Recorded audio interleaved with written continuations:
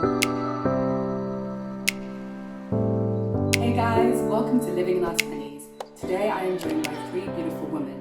Two of them are midwives and one of them is a nurse. And today we're going to be exploring what life is like with them living in their 20s and working for the NHS. Hey guys, how are you? Good, thank you. How are you? I'm good. It's been so long. I can't even remember when I saw you guys. Probably Jan. I saw you on Saturday though. Yeah. So great. That's That's good. Well, thank you for joining me today. Thank you for So, as I say on all of my podcasts, I always ask my guests how old they are so that people listening can sort of gauge where they're at in life. So if you could please say your name and then state your age. I'll start with Priscilla. I've just said your name. So. I'm Priscilla, I'm 24. Amazing. I'm Gabby and I'm 24. I'm Michelle, and I'm 25. Jeez.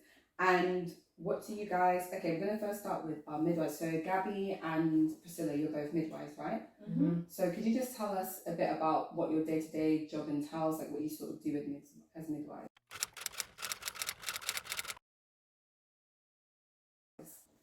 Do you want to... Should I? And then you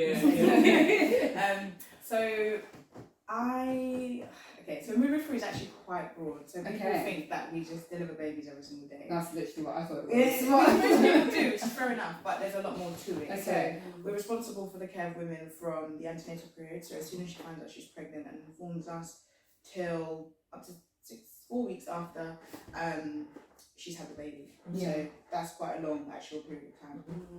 So Gabby will kind of go into more about the antenatal period because she does a bit more of that. I mainly work on labour ward, so I'm involved in like the delivery and the care of women during labour. Also sometimes on the postnatal ward after they've had their babies, obviously helping women recover mentally, physically, emotionally, everything. Helping with feeding because them babies they don't like to feed, like one job. Oh my God. So helping with that. So yeah, that's pretty much what it looks like. And Gabby, is there anything you want to add on to that? Yeah, so mine is a bit more specific. So I used to do that a lot more often, like work on labour ward and postnatal ward, but I've now gone into like a more specialist role with a group of midwives, where we specifically work with women that are vulnerable or that are deemed vulnerable. So working with women with mental health illnesses or women who are quite young, that are pregnant, or some of my colleagues work in the prison as well. And so just like Priscilla said, I usually do a lot more of the antenatal, which means before the baby is born, and a lot more postnatal, which means after the baby is born. So that antenatal bit, is that sort of how you, I'm assuming you can correct me if I'm wrong, is it how you sort of look after the woman before they're about to give birth? That's right, yeah. Okay. Yeah, and it usually works with clinics. In main community, it works with just like a big like GP list really, but it's with a midwife, and you kind of go through each patient and just ask them how they are, do a bit of observation, so like blood pressure and things like that, listen to the baby. And then with my role, it's Just like... clarify what you mean by listening to the baby. Oh, by listening to the baby. It's just not like, listening to the baby. I mean, like, so we've got a special machine that enables us to listen to the heartbeat of the baby whilst it's still within the womb. Yeah. And so that's what we say by listening to the babies, listening to the heartbeat before baby's out. Yeah. And so we do various things to make sure the mum's okay and answer various questions mums have as well. But with my role, I have to go sometimes into their houses. That could, and even in the general community, can mean that as well. And then the postnatal period is, like Priscilla said, is helping with recovery, and that can go up to 4 weeks of them being born, basically. And it's a lot because it's now holistic, which means more than just the clinical delivering of babies, which we've clearly said. It goes down to mental health, social, emotional, physical. There's a lot that you're sort of... There's a lot that they're recovering from, and not just them, their families as well. So it's just helping. I always say that midwives were like social workers, counsellors, therapists, we're like security guards. Do you feel like there's a lot of pressure in what you're doing? Like, how would you describe the experience? Because you explained that it's not just delivering babies, it's also the mental side of it, and guess before the baby comes as well? How's all of that experience for you guys? How do you find that?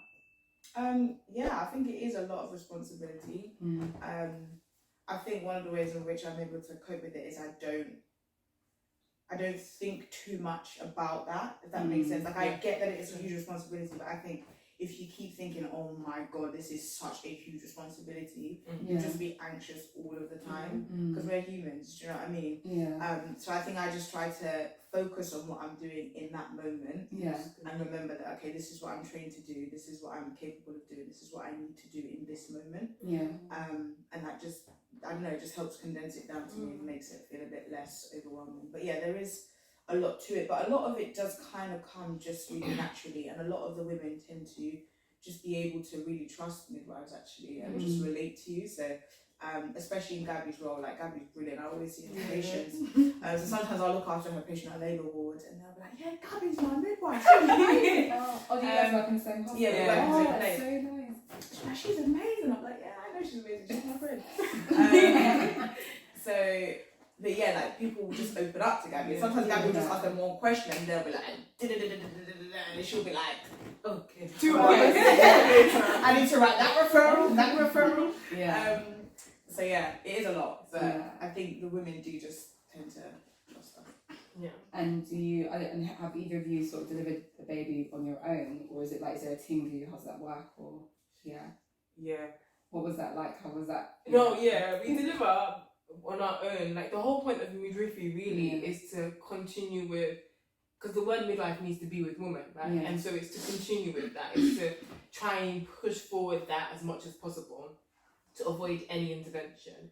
But that is very hard to do so, especially now we live in a society where there's women that are pregnant with various like illnesses and conditions alongside being pregnant, and so intervention we're pushing for less of it, but it's still around. Does that make sense? And so the aim is for midwives to deliver a baby. It's to assist really, because the mom is delivering the baby. We're just assisting, right?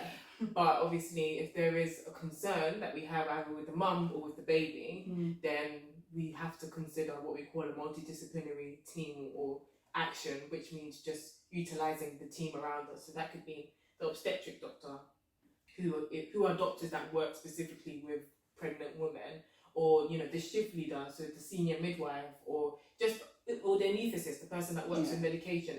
It's a combined teamwork, but essentially we're aiming to have that normality of just midwife and mother. That makes sense. And would you say, and being midwives, do you feel like, and being women yourselves, has that experience ever affected how you might see yourself having babies in the future? Like, has it made you go, I don't want to have a baby, or you do? How would you explain how being a midwife has, I guess, affected your outlook on when you have your own children or are pregnant? Does that make sense? I would say I've always really wanted to be a mum. It's been a huge desire of mine, and it partly is what draws me to the profession. So people were like, does it not put you off? And I'm like, not completely, but I think for me, the biggest thing that I've come to realise is, number one, I understand a lot more about it, and I think one of the things that concerns me sometimes is people's complete lack of understanding or knowledge about childbirth or parenting. I think partly the education system is to blame, but I also think partly people are just irresponsible. Because you're pregnant. You've had 9 months to prepare, and you're asking me some basic questions. And I'm just obviously happy to educate you on, but I expect this is like a really huge moment in your life. This is a child, a whole human being. There's got to be some responsibility you take to know these things. But anyway, so what I was going to say is that what it makes me, it doesn't put me off, but it makes me think I need to be ready when I do this. Because I think sometimes people do not understand enough that this is a sacrifice. That's right. Your life will never be your own again. Like, not to be rude, but like, do you know what I mean? Like, you're still going to be a person. I don't believe it should completely change your identity, but you can't just do whatever you want whenever you want. There's a whole person that's now dependent on you. So I'm like, let me just enjoy my lions, my smoothies, my champagne, and then when I'm ready for that, I'm ready to make that sacrifice and put that person first. Then absolutely ready to go for it. That's so good, What about actually. you, Gabby? I think I completely agree with Priscilla in the fact that, like, yeah, it doesn't scare me from having children. Yeah. And we see a lot. We see a lot. It doesn't scare me, but it kind of shifts my time now. Because before, you know, you'd be like, oh gosh, I really want one, I really want a child. But now I'm like, Oh, you like, I can wait. I can wait. I need to enjoy my time. Yeah. And wait. And then, you know, God will bless me, you know, with a child at the right time. And even with like I said, even with the education thing, it's so true. Like, we know a lot. And I think that's the only thing that kind of freaks me out is that, like, know a bit too much. I know too much. Yeah. I know too much, and so I like even looking at like baby monitorings that like we do on babies and mums to see if the baby's okay. Them doing it on me, I'm like, my blood pressure is high, and you know, and yeah, I think that's the reason why I'm a bit like, oh, but other than that, like, I hear that. Michelle, I love you, Michelle. I'm a nurse. So is nurse, is that the right title for me to give you? Do you have like a specific title of nurse? Like, yeah, no, that's like when you finish uni or just a general nurse, depending on where you work, you get different like titles or. Okay. So what would you say your day to day looks like as a nurse? Well, I work on the emergency assessment unit, so it's like you don't really know what you're going to get until you go there. Yeah. And you look at the board and you see the patients who are coming through A&E. Yeah. And then you're like, okay, this is what our day will look like. So yeah. So just to clarify, you're after A&E. Yeah, so basically the hospital structure is A&E. That's the first point of call that anybody goes to if they have any issue. Yeah. And then from there if like you need further intervention, then they bring you to our unit, and it's like, I don't know what to call it, like a holding place. Yeah. So usually people stay there for like 24 hours or 48 hours or a day, a minute, or like a week or something like that. But it's a short stay unit, and it's for people who may need further investigations, or they're unstable to go home but they're stable to leave A&E, or they're unstable to go upstairs to the ward. Because in the hospital, I think it's split up of 3 levels. So level 1 is like very critical, then you've got level 2, and then level 3 is like you're stable. Yeah, that makes sense. And you're also studying at the moment as well. I am. What are you studying? I'm studying midwifery, which is really fun. Yeah. So what made you want to study midwifery then?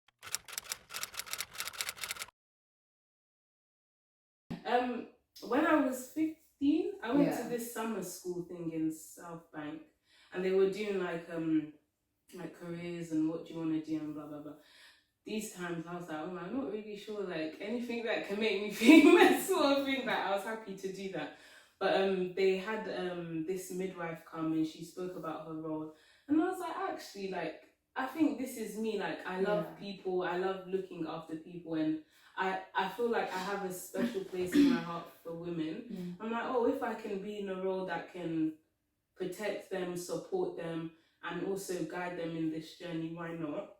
And then I obviously sixth form, applied to unis, but I didn't get in because I think back then it was quite competitive. I think it still is now, but like they have less spaces, so like they really have to be quite strict with who they pick. So I did nursing first, and then I was like, I'm ready to be a midwife. Wow. And what did you? And I know you all went. We went to Surrey. Yeah, we did. I was going to say, what did you? All 3 of you study the same degree, or was it? So was it adult nursing you all did, or different? Was it specific? So Priscilla and I did midwifery. Midwifery as a degree, okay. And then I did nursing as a degree. Okay. Yeah. And what made all? I know you've spoken a bit about it, so we'll go around again. So Priscilla, what made you want to choose midwifery as a degree?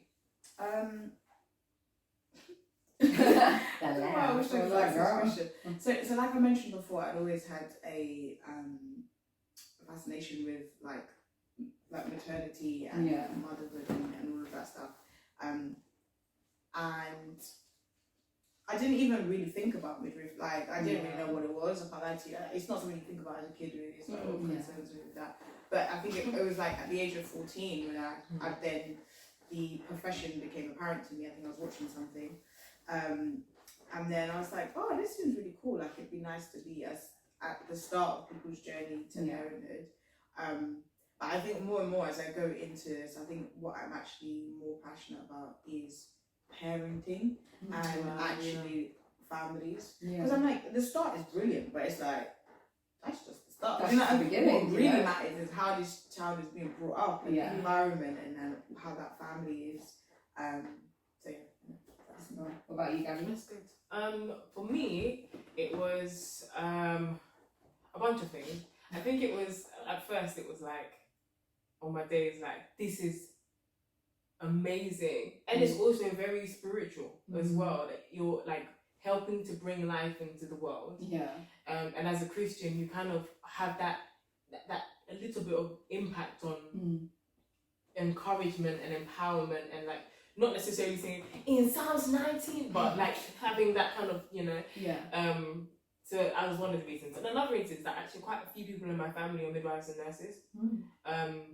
And to be fair, I found out that a lot of them were after I got into it really, and they were like, "Oh, you know that I am a midwife." So I'm just like, "Oh, swear down." So it was quite nice to see that, like, actually that passion to care for people kind of runs through the family. And yeah, just seeing life just being Must be so nice. It's rewarding. I won't lie, it's rewarding. And I think it runs in my family as well, like discovering how mental health kind of combines with different stuff. It really runs in my family. My family really like, you will not understand. like, oh my gosh, like, this is mad kind of thing. And so my original passion was like, I'll become a midwife, that do all of this, like helping with delivery and stuff, and then I'll be perinatal mental health midwife, which basically means mental health midwife during pregnancy, after pregnancy, during the whole thing. Yeah, that swiftly changed once I qualified. But like, yeah, I think even just how holistic 21st century midwifery is like, it's quite appealing to me. That's good. So. Yeah. And you, Michelle? I know you touched on a little bit. Yeah, just as a nurse or as a midwife? As a nurse. Oh, so start with your degree. So think about as a nurse, yeah. I've just always wanted to like look after people. I feel like I'm good at that.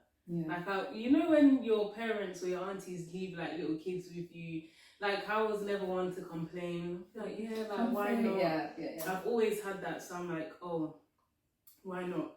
But then when I started my degree and qualified as a nurse, I realised it's much more than just caring for people, and what TV showed me, like, oh, as a nurse, yeah, you just give them medication and how's your blood pressure? Like, when you're looking after people who are dying with like chronic illnesses, or people with mental health, because that's a big thing, or just like prisoners, like you realise that you need a different grace. It's not just, oh, I want to care for these people.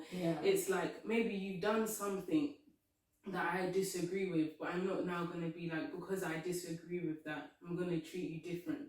I just think, I say to myself, like, God, I need grace in this situation. Give me that strength to like look after this person the way you want me to look after them, and just keep it pushing. Would you guys say as well, because I know you all did placements as well as part of your degree, but I can't imagine what your first placement might have been for you as a student, especially like, so you can explain that experience, but also, actually my first question would be like, would you say that with your professions you need a certain type of personality? Because for instance, I knew when I was younger I wanted to be a nurse, but the sight of blood scares me, and like seeing people in pain, I feel the same pain, so I was like, I'm too emotionally connected to people to do this kind of job. So would you say, I don't know if your degree sort of trains you on how to sort of behave in these situations, or if you, before you even get that training, do you feel like you need a certain type of personality to do the job that you guys do without feeling so connected? I would personally say no. And the reason why I say that is because midwives are so different. Like, Gabby, our colleagues, like none of us are like such different personalities. At first I thought they were like, but no. People are very, very, very different. I think I get what you mean in terms of getting attached to people and all that sort of thing. It is hard, and I don't think that there's necessarily a personality type that's better suited to that. I think that's something that you learn as you go ahead, and you learn to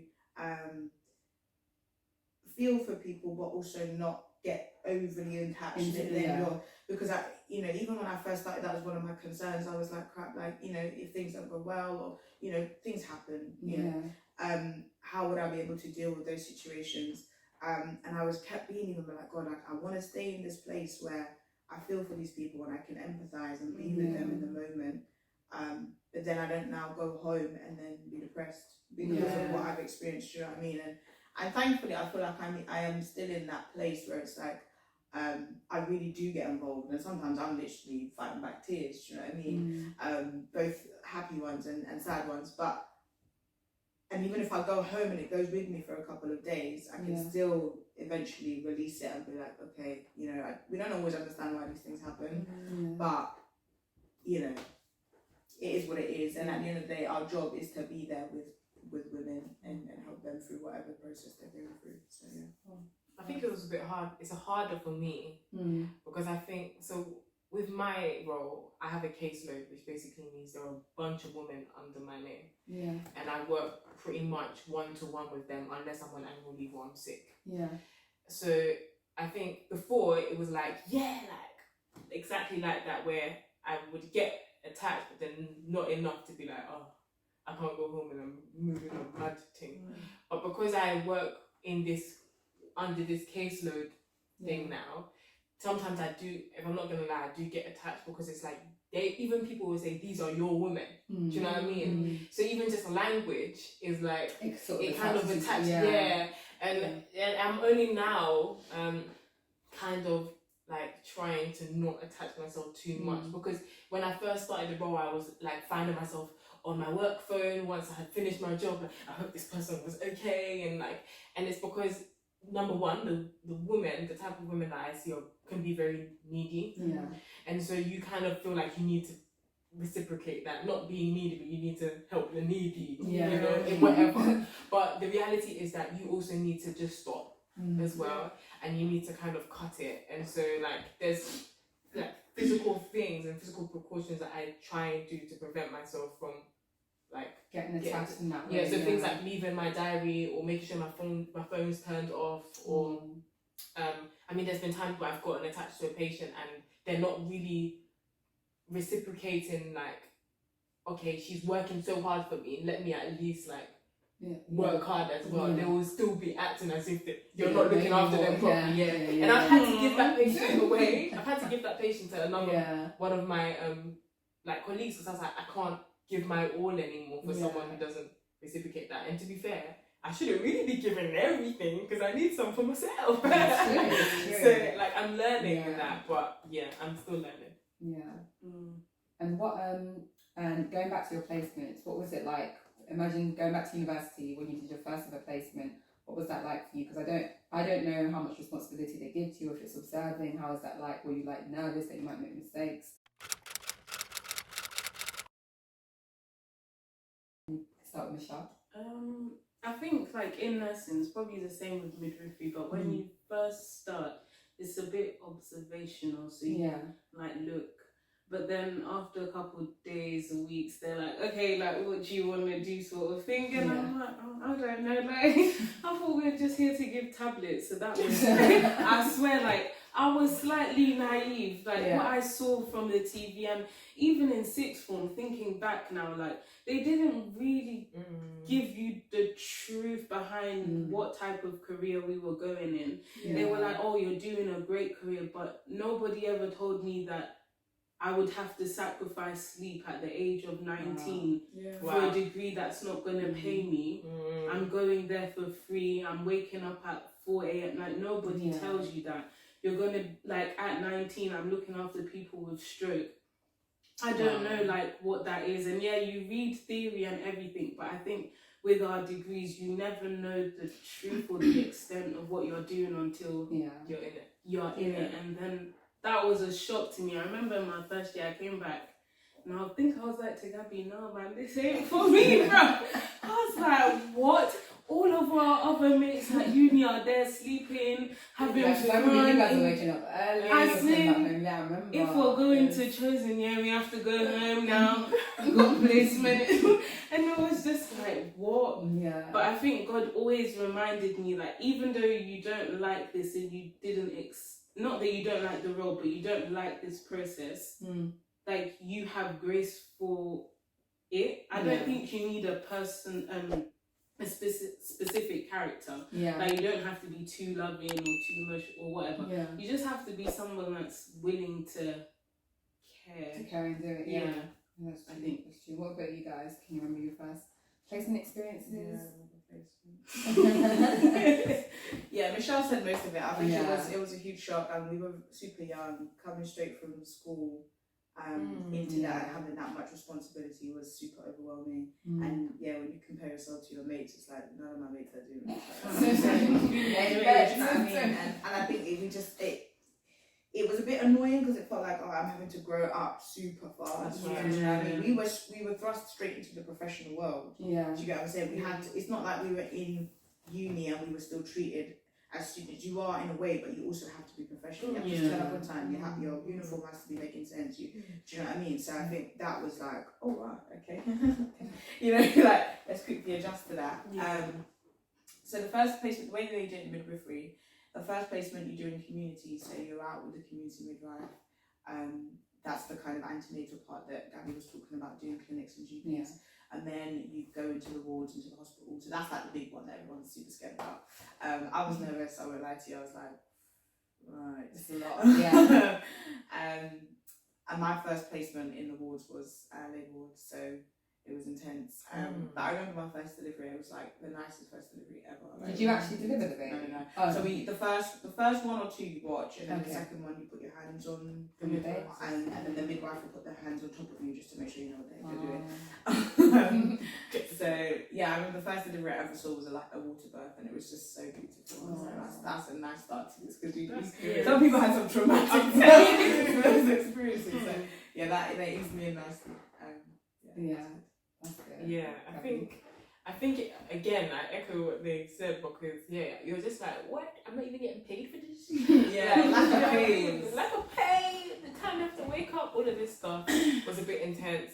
But I think, and I feel like, to be honest, even to say now, like honestly, like we, like you said, we were kind of put into the deep end quite quickly. Like not necessarily deep and you're like doing stuff, but you're doing the work, isn't it, right? And it gets a little bit more intense when you go into the hospital, because they will show you things a few times and then they will expect you to be doing it. And because of lack of staff, it can be a bit intense because it's like, well, you know this now, you can go and do this on your own. And so sometimes the learning opportunity kind of gets a bit missed, because you can't just sit down and be like, what can I do, until you have that time to do that. Actually do it practically. But I think in our time it was pretty good. It was alright. I think in our time it was and I pretty think good. you just had to vocalise that. That's Oh, right. actually, I'm still not really sure about this. Could you Yeah. please help? Because if you tell that your mentor, I don't know how to do this, they can't Most really. of the time. Do you know what I mean? They're Yeah. probably like, okay, let me show you again. Yeah. So, But it was like my first delivery was a land birth, was like not on the water. It was it's on the bed and stuff. You know what I am very like adrenaline, like oh my days, oh my days. So when the baby was coming, I was like, oh my days, oh my days. I didn't really know what I was looking at. But I was like, oh my days, and my mentor was like, just stay calm. Stay calm. But yeah, adrenaline was rushing. Like, oh my days, this is amazing. But yeah, that was amazing.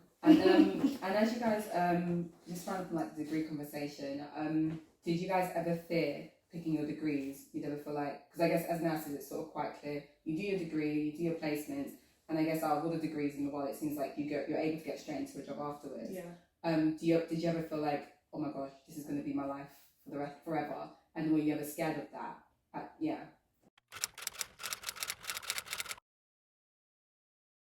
I actually have a lot to say about that. Okay, go on. We are here for that, right? During the degree, no, I didn't even think, because I think at the time you just don't think that far ahead. When that hit me was when we qualified. Because when you qualify, obviously you've been doing it for 3 years, so it's not nothing new to you, but it's a whole other level of responsibility because you don't have someone watching over your shoulder every minute. and the things that your mentor used to do and decisions they used to make, you're now the one making those decisions. Anyway, so there's a lot of adjusting, and in the first few months I was like, wow, this is ghetto. Like, I'm tired. And when you're not enjoying it, you're like, crap, like this is all I know how to do. Like I don't, and there are transferable skills obviously in our degree, but it's not like if I studied economics, there's so many different things, career paths I could take. It's like I studied midwifery. I'm a midwife. So you can't go from. Do you know what I mean? From midwife to corporate. Yeah. So that was the place that I was in, and I felt that for a long time, to be honest with you. So we've been qualified for 2.5 years now, by the way. 2.5? Yeah, 2.5. I can't believe that. Yeah. So and I kept feeling that, and I just kept feeling overwhelmed, and then I think even it increased, like the feeling just increased. I was like, oh my god, like I do enjoy this, right? I'm 24. Yeah. Like the age of retirement is gonna be like what, 70 something. Oh no, not for me. I'm breaking my back at You see the grannies are still working. You know what I'm saying? I'm like, bro, I can't be doing this, bending down, doing, like, no. So I was like, oh my gosh. And then I think I just chilled out. I was like, hold on a minute, this is the 21st century. Like, people will be changing jobs and careers like that. Do you know what I'm saying? Like, we're no longer in a society where people stay in one job forever. And I think that gave me a bit of peace to know that actually, if I do have to discover other passions or I do want to do other things, I still can do that. Like, there's nothing stopping me if I want to get a master's in something else, or do midwifery alongside other things. You can do it. You can do it. And I think I just had to it was just a change in mindset. Like nothing else changed. Yeah. Like it gave me so much more peace to be like, okay, my life will be okay. It'll be okay, because I wasn't going to ask you, how did you deal with that? But that's cool. That's cool. What about you? Did you ever feel like that? I think I'm the opposite to Pris, when I started uni, I knew I wanted to be a nurse. When, from the get-go, I was like, yeah, I'm going to be a midwife after. And even when I was in my family, I was like, I don't just want to be a midwife, because, I love my parents, love their generation. They had to do what they had to do. But I see that, with them, it's like they found one thing that they were great at, or they liked, or they... Paid the bills, and they just went for it. But I think the way my mum brought me up, although that was their mindset, she always told me the world is open. So in my head, I'm like, I'm studying a postgrad to be a midwife, but I'm not gonna be a midwife for the rest of my life. And I think I said this to someone a couple of weeks ago, and they were like, but you've only just started this career, and I'm like, I'm only 25. Maybe back in the day we never had opportunity to work. Now we do, and it's stay with that one. But I don't want to stay in that one place. If I can go somewhere else, I've gone to school. My parents really did the work. Why am I just gonna stay in one profession? So I think in my head I'm like, actually, if I want to do something and I have the strength and I have the grace, then I'm gonna do it. Yeah, that sounds good. Gabs? I think for me, I'm like a cocktail. A mixture. Because but both of them have said, I really enjoy my job. I love being a midwife. I love being present with women, really. I think from the get-go, I knew that I was going to be a midwife, but I knew that I want to specialise. I don't want to be a 12-hour midwife full time. We don't want to be 12 hours. I don't want to be I don't want to be full time 12 hours consistent. Do you know what I mean? Not the life. But I would love to specialise into something that I'm fond of. Something that I'm fond of, and I knew that from the get go, and now it's just figuring out what exactly that is. But now that I'm coming to this 3-year mark, I'm sort of love midwifery, definitely would want to specialise, make sure it's a real 9-to-5 situation, but something part-time, so I can figure out. Because when in your, I've also started to realise that there's so much creativity in our hands, and I don't think a 12-hour shift, even if it's part-time, that's fine, but just sometimes to be able to work on that creativity, because I was just sitting down all my days, I want to sew and I want to play guitar and I want to do my, my words and stuff like that. But I think I need that specific time to do that. So now that I've been in the role long enough, I'm now like, oh, definitely not a full-time situation, and definitely not a 50-year situation.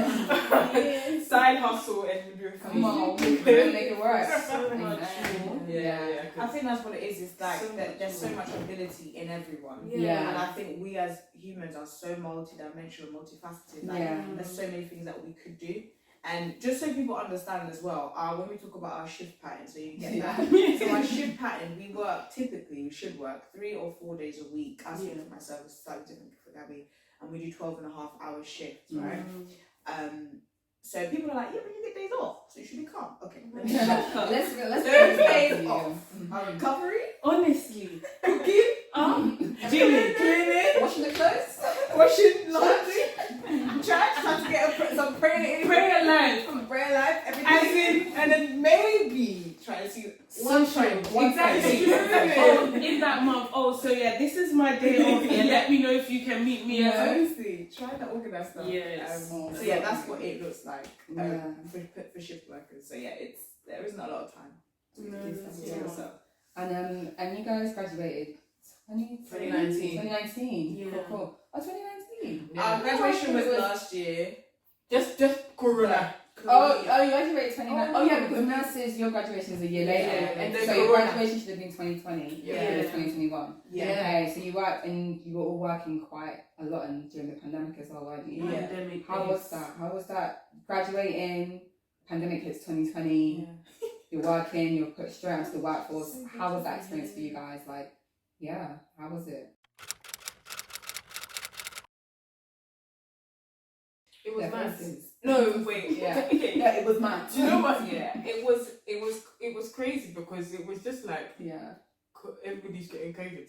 Everybody. Not even just because we're forgetting that the staff are also human beings, so they're gonna get COVID. So that, and we just had to work. There's so many dimensions to it because we have to work with people that are really, really unwell. Yeah. Sometimes they're not even on our ward, but they're pregnant, so they're on another ward because they're so unwell. We have to go there and go and see if they're okay.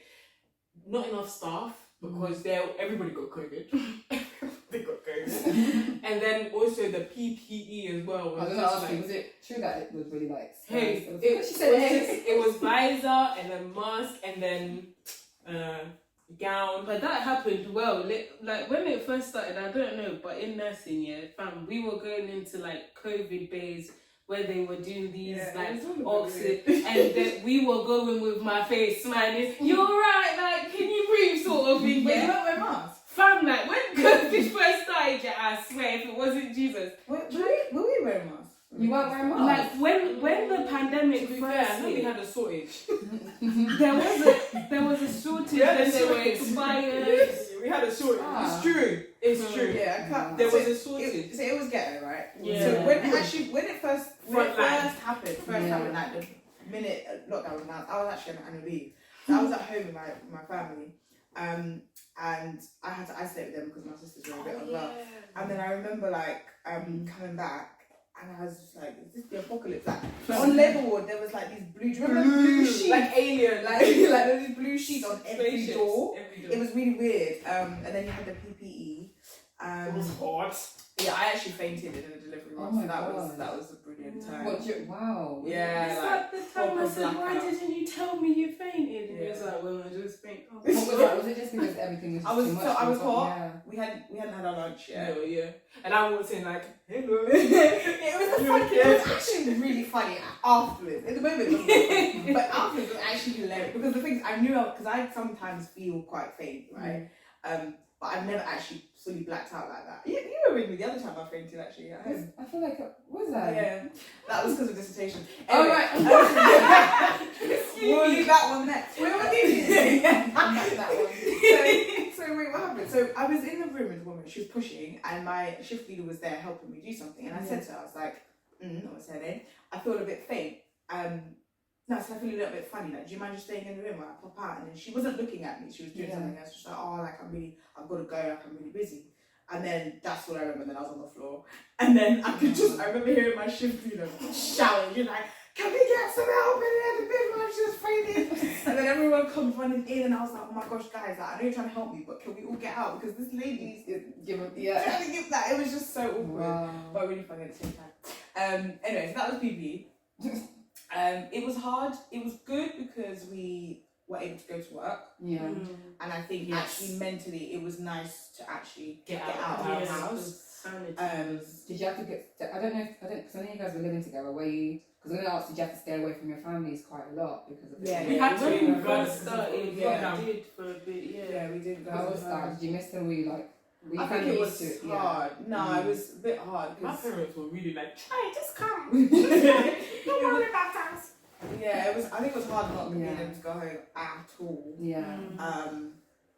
But I think it was good because everybody, even Emily, our other housemate, she was also an essential worker. Yeah. So it was good that we could all kind of support each other in that way. That's good. But I think sometimes I was annoyed on social media seeing people complaining about being at home. I'm like, excuse me. Working from home and Excuse me. I would really not mind to stay at home right now. You do my job just for a couple of weeks, yeah? Let me stay at home. And how was I wondered what your reaction was when Boris did the whole clap for the NHS. What were your What were your views on that, baby girl? You start that one. Yeah. The first few weeks, it was like, oh, this is funny, kum kum kum outside. But the same people come to the service and act like we're trash. Yeah. And I'm like, were you not just clapping 24 hours ago for the NHS? Do you know now what I you're mean? complaining because we told you to wait To for wait 4 for 4 hours hours. and it's not our fault. No, and I think like there's so many things I could talk about, but it's like I feel like I appreciate the thanks, but there's so much you could do other than banging pots and pans and saying and clapping for us. It's a lot. It's a lot more you could do. It's a lot. Yeah. You know that whole thanks thing. I'm not an ungrateful person. I think I'm very grateful. But that, like, I have two mindsets about it. Yeah. The banging the pans, stop that. Give me the increase in money. Number one. Number two, oh, you guys are heroes.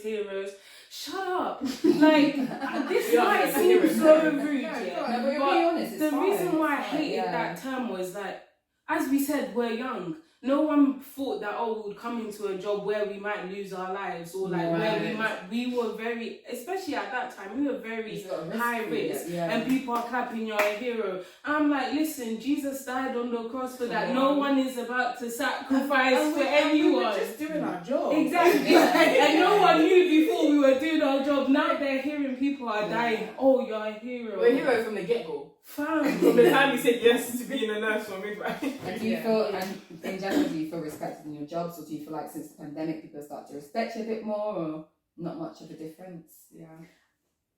I think yes, people do respect the profession. But I think a lot of the time it's not until they're in it. Yeah, when they're using the service basically, which is understandable if you've never had a baby before. I think there is respect in that sense. I think people are people, and I think that's what the problem is that you'll always get some people that are super ungrateful, and no matter what you do. But then you'll also, for us, I think mostly, especially as midwives, because it is most of the time a really happy point in people's lives. People are genuinely really grateful for our support. Even sometimes I'm like, I don't even really do anything. Like, you literally walked in and delivered a baby. I just about caught it. Like, I didn't, didn't really do much. But yeah, people are super grateful. So. But I do think we are in a society where it's not as recognised as it was before. Because in previous generations, being a nurse or midwife was like, my goodness, that is an amazing, fantastic job. Like, you must be. Like, it was an honourable It was an honourable job. Whereas now it's like, now we're in this social media society, it's pretty much like, I just want to be an entrepreneur. I just want to be an entrepreneur. No shade. Like, that's So, would you guys say you're able to have a social life in the work that you do? Because I know before you mentioned like your shift work and how it's not 24 hours, 12 hours. Can you imagine 24?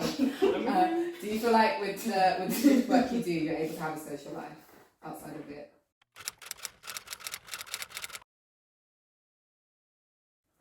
Yes. Are you sure? Okay, so you can, but you just have to be really intentional. It's not a thing of, or just like wait for people. Like, no, you have to like book it in advance. Yeah. And the good thing is that we get our rota out like 2 months in advance, so we do know when we're working. And then you can plan and be like, okay, this day I'm gonna rest, this day I'm gonna see this person.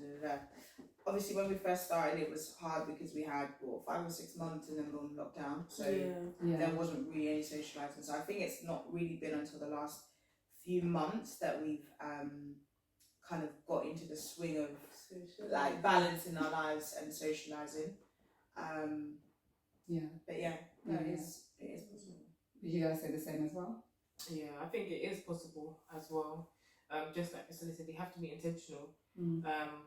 I think for me, it's become a little bit limited because I think because I'm socialising so much, not socialising really, but I'm always talking during the week. I find myself just kind of wanting to be very much like by myself for a bit.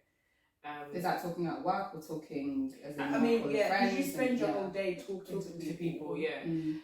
But I think it's very much about being intentional. Intentional. I like that word. Intentional. In making this, the social life work really. Yeah. And talking about social life as well, love life. I was gonna ask you guys when you're moving your lips, Gabby. That's right. I was gonna say, so as a creative, in the creative world, it seems to be a thing where creatives don't really want to date creatives because you kind of like you want that break from like talking about creativity all the time. And so I was gonna ask you guys as like nurses and midwives, do you feel the same about like, are you open to like dating doctors and stuff like that, or what's your stance on that?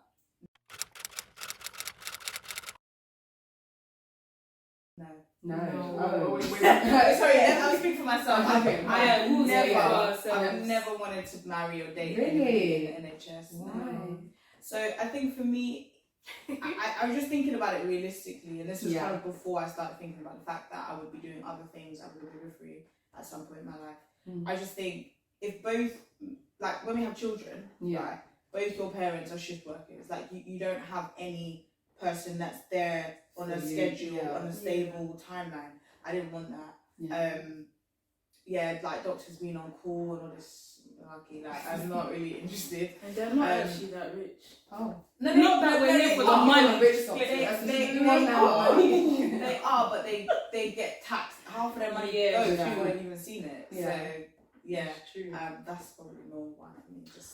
I would say, I've definitely considered it. It would not be my number one option. It would probably be my last option. And if I were to go to be in a relationship with someone in the NHS, it won't be in obstetrics, it won't be in gynae, it won't be in the same field as my own.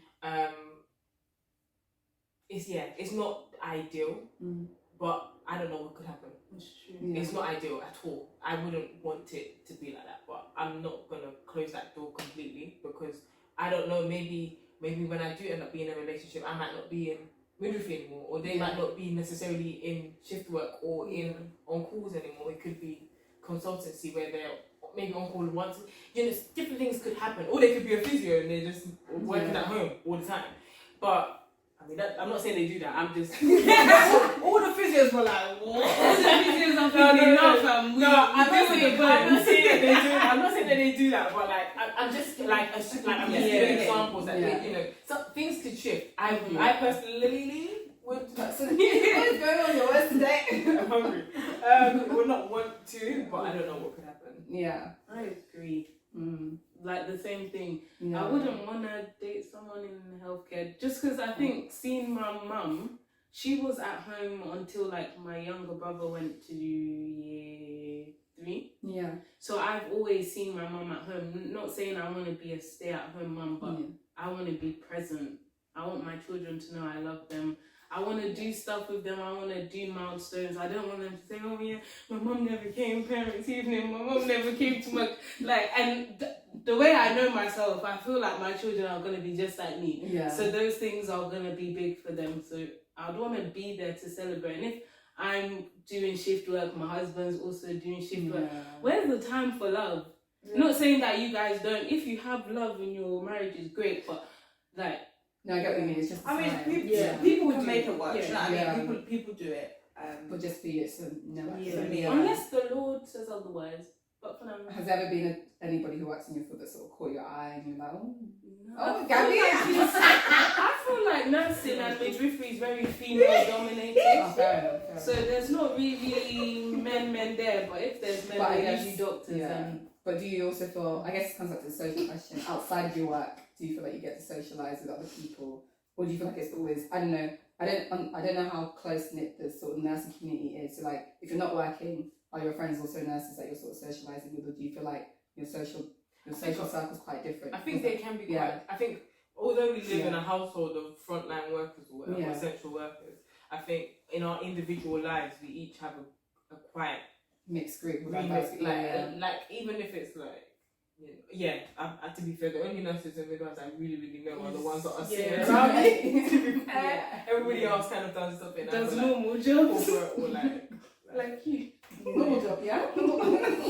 But I guess, like, so with our colleagues, like, so there's, like, a few people in our place of work that I'm considered, like, we're quite close to now. Obviously, it took time because we didn't know them at first. But yeah, we're, like, super close now with a few of those girls. Cool. And coming towards the end of our interview, I wanted to ask you guys, do each of you feel that your profession has changed you in any way as a person, and if so, how?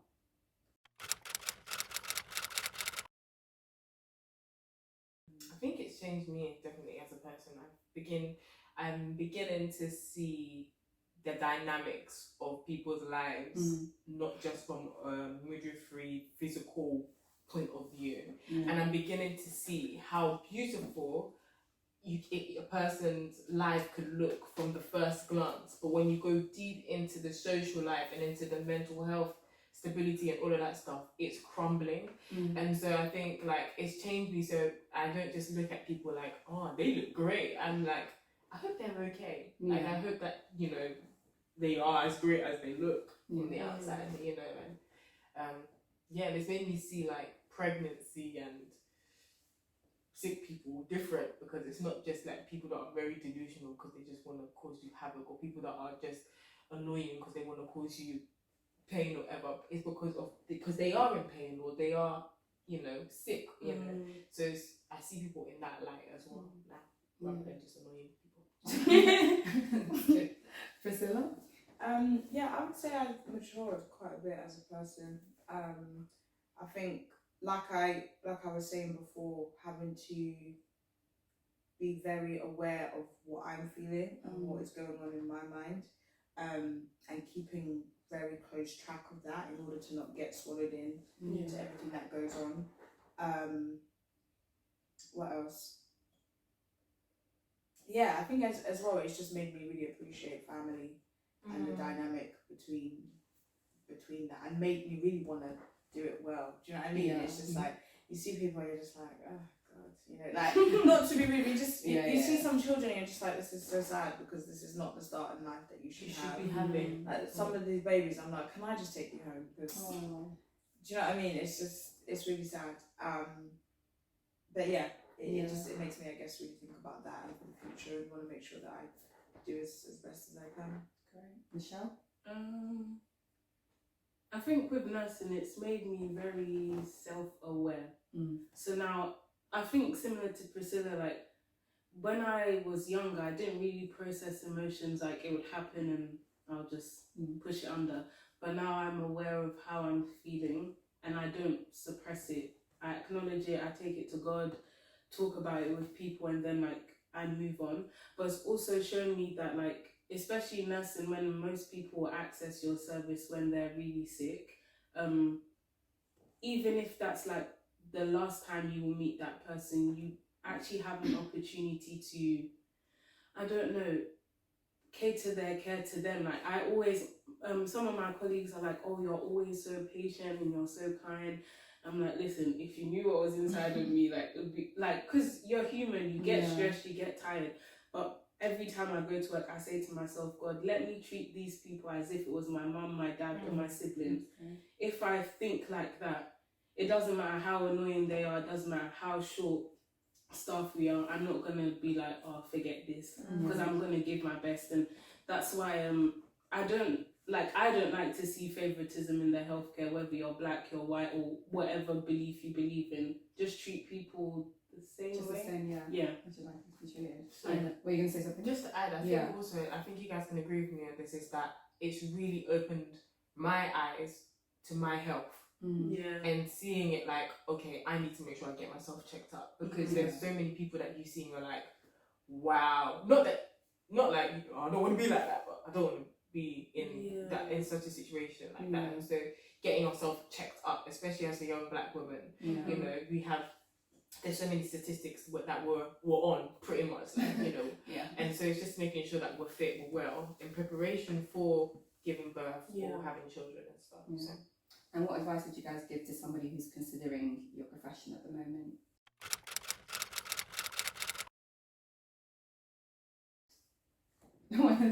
I personally would say do work experience before you make that decision. Because like Michelle mentioned earlier, like nothing really prepares you for the role. Especially if you've never worked in a hospital environment. So I think even if you just do like 1 or 2 weeks just to get a bit of a feel of what it's like to be in a hospital environment, I'd say do that, and make sure that it's something you want to do. But also, don't be like me, don't be stressed about, oh, like, what if I don't enjoy this? Do I have to do this forever? Like, it's okay. If even, look, I don't know anyone that did either of our degrees that didn't question whether or not they should be doing this. Like, it was, especially in final year, it was every week. I was questioning. I don't think this is the career for me. I really don't think this is it. So yeah, don't be, you know, like kind of discouraged in those moments. But yeah, that's probably what I would say. Great. Gabs, Michelle, want to add anything onto that? Work experience, but also don't be afraid to take your time. I don't know, like, if I could go back to school again, I'm sure I wouldn't change anything, but I would say this to my future children and to any young person I know, that just because you're 18 doesn't mean you have to go to university straight away. And sometimes the pressure of going to university straight away means you go into degrees that maybe family has told you, or it looks nice to you, or it sounds nice, and then like careers like ours, you come in, and I believe if you don't have the grace, it's easy to shake you. So yeah, if you're 19, 18 and you're not sure this is for you, do work experience, but also explain to the people you're living with, like, oh, I'm not really sure yet, I'm going to take, like, give reasons as to why you're taking your time, but don't rush. And like, we need you as well. We need more black people who are going to come into this industry and advocate for people and be relatable advocates, because we see time and time again, you open up the book, it doesn't show people that look like you, and this is how we're misdiagnosing people sometimes. So yeah, if it's something you want to do, that's good. Yeah, so I would also say work experience, but I think in the NHS it would be volunteering. I don't think they do work experience unless you go to hospital and say, can I just see it? But I think it's sometimes more to do it's like volunteering, serving dinners and stuff. Yeah. So that could be definitely a way, because I think, well, if you haven't been in that environment, it could be quite a big hit when you do eventually go in there. I think arcs and many people that you know are already doing the profession as well, their thoughts on it. Don't just watch programs, I'm not going to mention them because of copyright or whatever. Don't just watch programs and videos, because it's a different vibe when you're actually there. Actually ask people, don't be afraid to ask people. And if you do decide, I'm going to do this, students, ask the mentors you begin to feel comfortable with, or that you're happy that you can relate to them, like people like us, like ask us questions, because we're here to be giving you the honest opinion, and not like not to discourage you, but to be like, come on, like, you can do this, look at us, we went through it. So that's good. And finally, what's one word each of you would use to describe your 20s so far?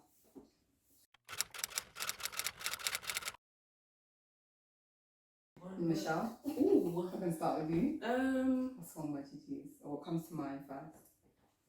A journey. I know that's so cliche and everything, but honestly, looking at my life, and I'm 25 now, it really has been a journey. What I'm doing now, the way I think, I don't think I could have ever imagined at the age of 15, so 10 years ago. Oh my God. that I would think this, or I would do this, or I would make take bold steps like this. So yeah, it's been a journey, and I'm excited for the future. Yeah. Gabby? I think mine is similar. Mine would be progression. That I know that this, whatever I've learned so far, is to progress and become greater. Like, it doesn't stop here, it just continues to go up and up and up. So I'd say roller coaster. mm-hmm. Been a wild time. Yeah. Lots of ups and downs. Yeah. But yeah. Well, thank you so much, guys. It's been so Okay, great thanks for having hearing us about today. your professions, guys. So thank you so much. Comment, subscribe. Oh yeah, comment, tell them, like, and subscribe, and listen. Thank you. Listen, please. Share. Thank you. Bye.